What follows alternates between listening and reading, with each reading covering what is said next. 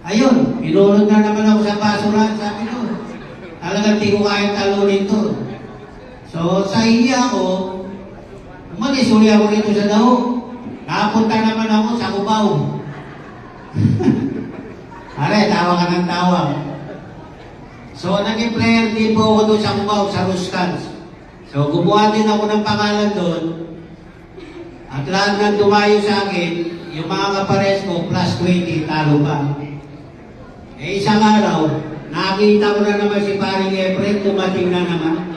Sabi ko sa sarili ko, heto na naman siya, oh.